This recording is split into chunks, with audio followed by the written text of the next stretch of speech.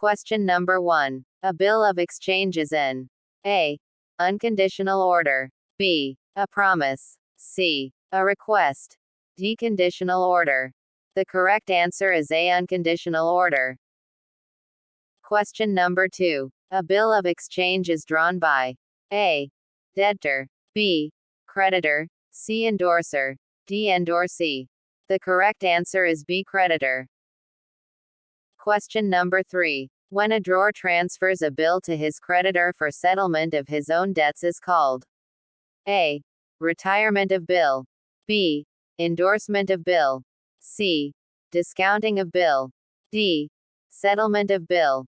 The correct answer is B. Endorsement of bill.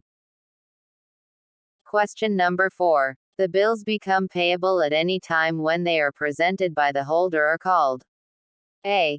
Trade bill. B. Accommodation bill. C. Term bill. D. Demand bill. The correct answer is D. Demand bill.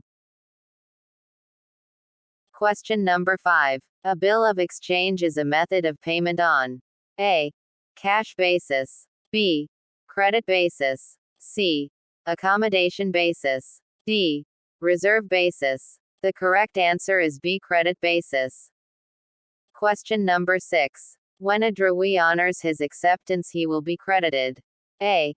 Capital account. B. Drawer account. C. Bill payable account. D. Cash account. The correct answer is D. Cash account. Question number 7. How many parties are involved in case of discounting of bill? A. 2 parties. B. 3 parties. C. 4 parties. D. 5 parties. The correct answer is A. 2 parties. Question number 8. In case of term bill, extra 3 days are given to acceptor are called A. Days of grace. B. Days of tenor. C. Days of bill receivable. D. Days if bill payable. The correct answer is A. Days of grace. If you like a video, then please subscribe to our channel and press bell icon for regular updates.